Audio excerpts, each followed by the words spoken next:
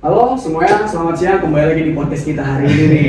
Kita akan membahas topik yang cukup serius nih, tapi penting banget, yaitu pencemaran lintas batas negara yang melibatkan Indonesia dengan negara tetangga. Tema ini nggak cuma ngebahas tentang polusi biasa, tapi juga ngebahas gimana sih dampak dari pencemaran lingkungan yang ditimbulkan oleh Indonesia bagi kesehatan dan hubungan antar negara.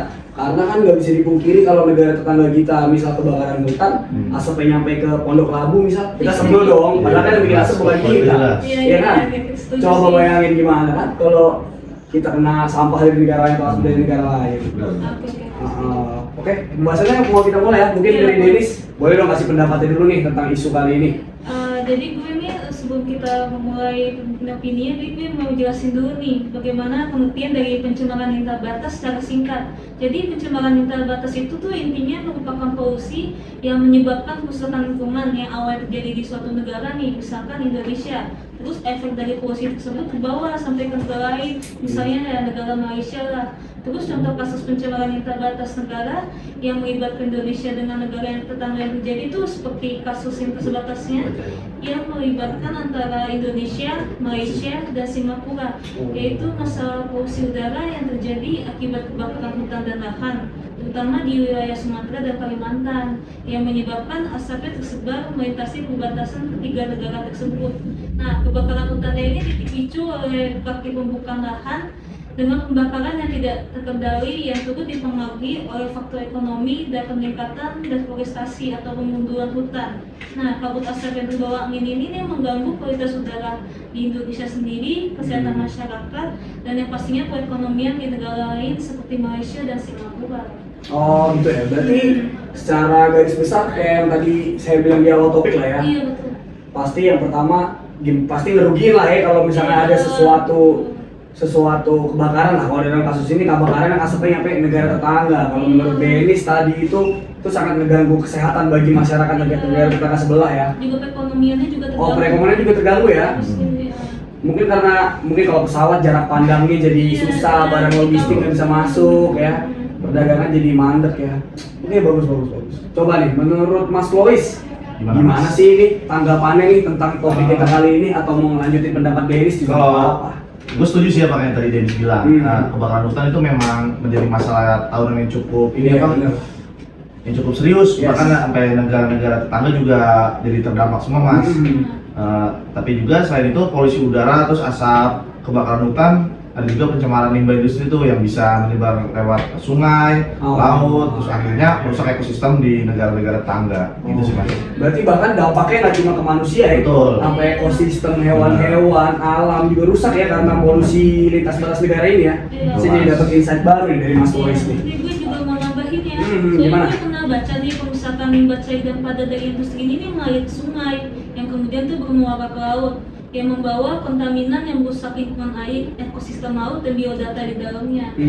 Misalnya pencemaran di kanal Cikarang sampai Bekasi Laut dan Sungai Martapura itu menunjukin bahwa limbah industri yang melebihi batas aman sehingga berdampak pada kematian ikan dan kerusakan ekosistem laut. Oh, berarti gara-gara industri ya sampai merusak ekosistem laut ya? Iya, industri juga berdampak banget. Terus limbah beracun yang masuk ke ekosistem perairan ini yang menyebabkan kematian biota, hilangnya keanekaragaman hayati, turunnya produktivitas perikanan dan tambak, sehingga gangguan pada sumber kehidupan masyarakat, pesisir, dan nelayan. Misalnya nih di daerah Batam, limbah industri dan domestik yang masuk ke laut itu menyebabkan rusaknya habitat mangrove dan menurunkan daerah pemijahan biota laut. Nah, sungai dan laut sebagai jalur pengaliran air sendiri dapat membawa limbah dan polutan melintasi batas negara. Limbah berbahaya dibuang di wilayah kepulauan seperti Kepulauan Riau sendiri, kadang juga berasal dari negara lain nih, seperti Malaysia dan Singapura. Dan polutan ini dapat masuk ke perairan negara tetangga juga, sehingga mengancam ekosistem dan kesehatan masyarakat di sana. Oke.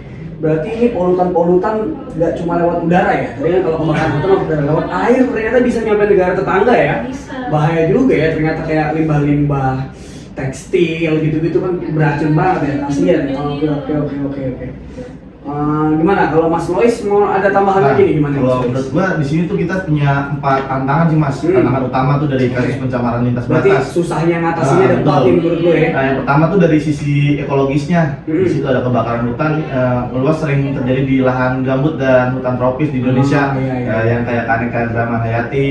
Terus juga karakteristik kebakaran lahan sulit dipadami Mas, karena api dapat menyala ke dalam tanah sehingga menimbulkan kabut asap berat yang berdampak parah. Dampak ini juga tidak mengancam kesehatan sih, tapi juga merusak ekosistem di wilayah luas yang meliputi beberapa negara. Terus juga yang kedua tuh dari aspek ekonomi dan sosial. Kabut asap ini juga bikin gangguan yang besar pada aktivitas ekonomi, termasuk pertanian, pariwisata, sama produktivitas kerja, serta mengancam keselamatan penerbangan dan transportasi. Berarti kayak tadi dibilang di awal ya. Betul. Asapnya ganggu-ganggu ya. Terus juga yang ketiga tuh di sini dari sisi hukum dan regulasinya, ada beberapa tantangan dan aturan. Yang pertama itu ada menghadapi tekanan diplomatik untuk penegakan hukum secara tegas. Terus juga perusahaan besar dan masyarakat, penegakan hukum yang belum optimal menjadi masalah krusial. Demikian juga tata kelola izin lahan yang kompleks. Terus juga yang terakhir tuh di diplomasi regional dan kerjasama antar negara di ASEAN, itu menjadi tantangan besar tuh karena perlu penanganan komprehensif dan sinkron antar negara. Terus juga ASEAN kan udah memiliki perjanjian polusi asap lintas batas tuh di tahun 2002. Namun implementasinya terkadang terbentur kepentingan nasional karena kapasitas teknis dan sumber daya gitu Mas. Berarti sebenarnya ya cara ngatasin ini tuh nggak mudah, bahkan secara prosedurnya juga udah nggak mudah ya. Karena tadi kayak tadi Lois bilang ada masalah bilateral, masalah politik, masalah ya jadi bahkan sampai lingkungan alam pun masih politik masih ada pengaruh di dalam situ ya. Padahal ini sesuatu yang cukup krusial nih.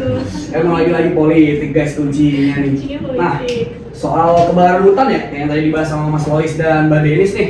Iya.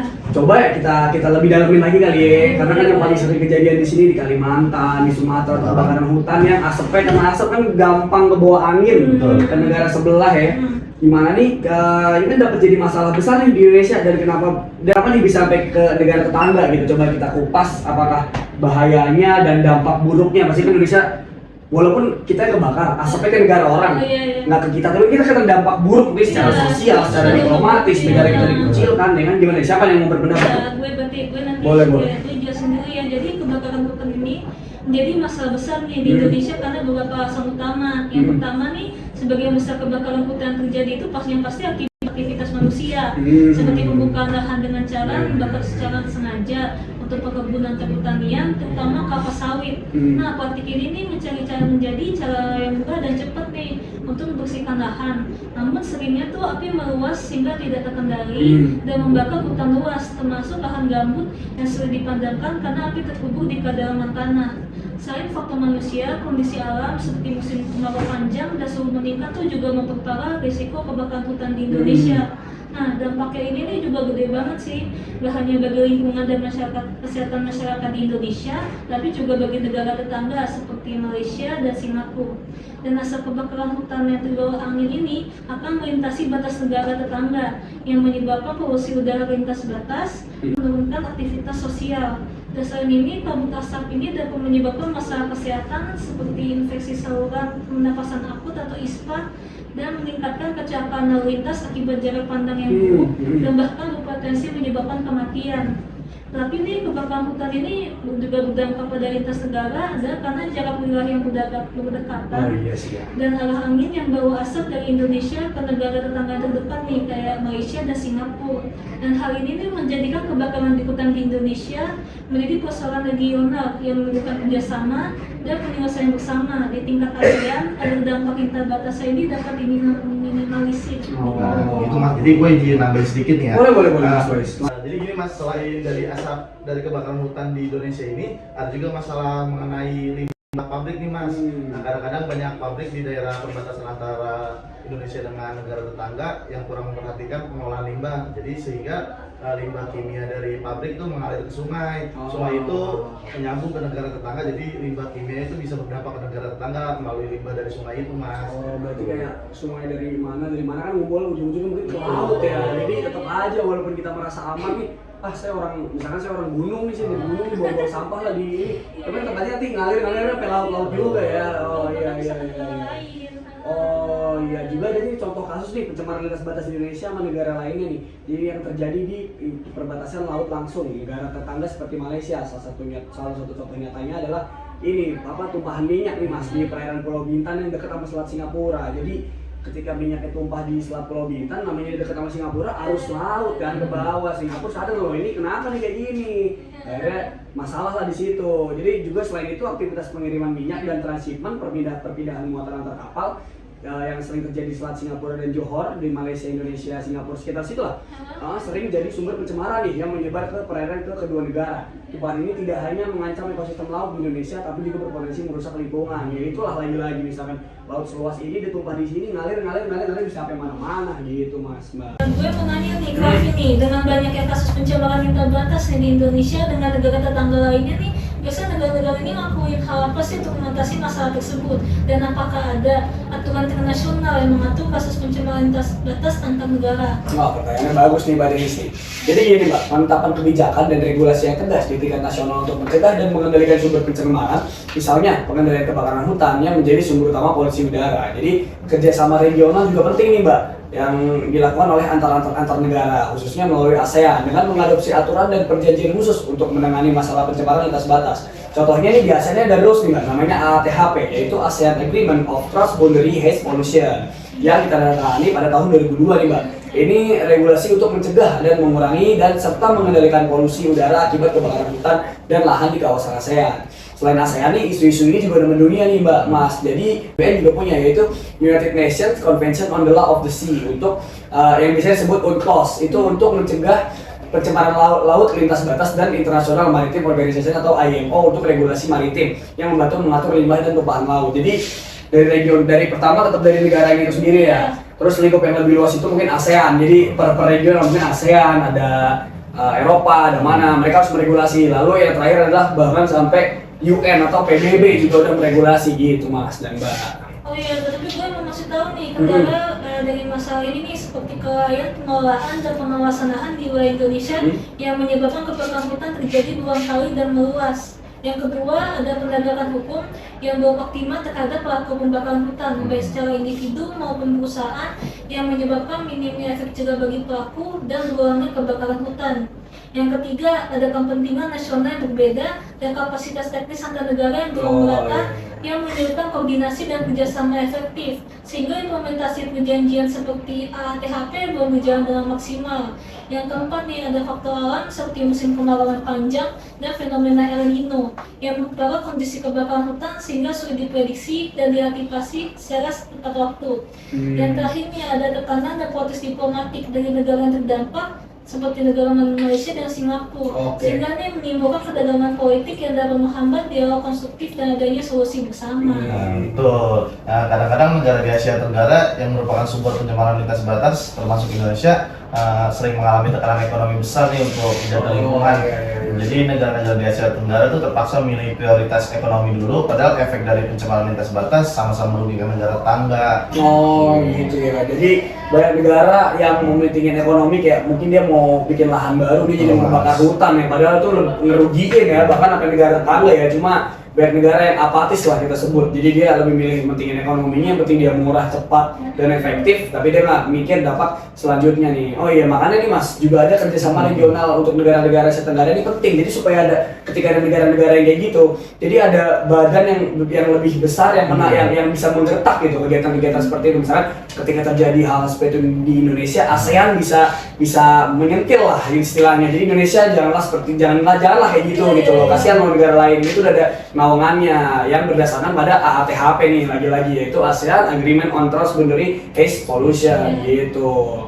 Mungkin Mas Lois mau nambahin kali? Nah, selain itu izin nanya dikit Mas nih, selain pemerintah, apakah ada peran masyarakat atau individu untuk atasi masalah pencemaran lintas batas yang melibatkan Indonesia dengan negara tetangga ini Mas, yang semakin meluas? Ya, pastinya ada lah ya, karena nggak melulu pemerintah lah. Kalau kita ngarepin pemerintah mulu, mau jadi apa lah? Jadi kita mulai dari diri kita sendiri lah. Jadi pengawasan di tingkat masyarakat dulu lah ya, di daerah rawan karhutla atau kebakaran hutan dan lahan. Masyarakat ini diajak nih untuk ikut serta melakukan patroli terpadu, pengawasan titik api, dan pelaporan dini jika ditemukan indikasi kebakaran. Masyarakat juga didorong nih untuk nggak melakukan pembakaran lahan secara tradisional. Mungkin emang budayanya dari dulu kalau mau ngapa-ngapain bisa bakar lahan, cuman kalau dulu oke lah kita mikir mereka cuma punya kayu dan batu ibaratnya, mereka mau memperluas lahan ya makanya mereka bakar. Cuma kalau sekarang menurut saya sih udah sangat gak efektif ya kebakaran hutan dengan segala peralatan yang ada. Jadi gitu mas, masyarakat juga berkontribusi kok buat mendukung upaya pemerintah seperti pelaksanaan teknologi modifikasi cuaca, pemasangan alat pemantau titik panas, dan kesiapsiagaan lokal dalam penanggulangan kebakaran hutan. Jadi beberapa komunitas adat dan kelompok di masyarakat di beberapa daerah itu juga mengelola kok mbak mas hutan secara lestari dengan prinsip memperhatikan kelangsungan ekosistem dan penanggulangan kebakaran yang membantu pencegahan kegagalan pengolahan lahan yang berpotensi memicu kebakaran gitu mas. Nih, gue juga mau nambahin nih, kita nih sebagai masyarakat nih juga harus mendukung kebijakan yang ditetapkan oleh pemerintah terkait lingkungan. Kalau masyarakat yang mendukung kebijakan dari pemerintah, maka pemerintah juga jadi lebih kuat buat nerapin aturan ketat soal pembakaran hutan dan pembuangan limbah industri di Indonesia sendiri untuk mencegah kasus pencemaran lintas batas. Nah, selain itu juga kita juga bisa mulai dari hal-hal kecil nih seperti hemat energi dan air, tidak membakar sampah sembarangan, atau pilih produk-produk yang ramah lingkungan lah yang nggak nambah polusi untuk mencegah pencemaran lintas batas gitu mas.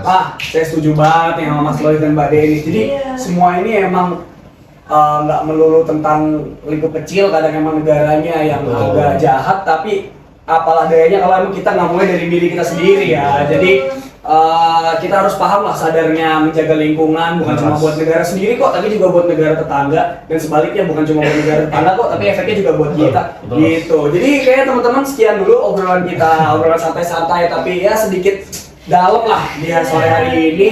Saya Raffi Izzas, saya Nur Piano, Saya dari Sawia Kesuma. kami mengucapkan goodbye, dadah, terima kasih.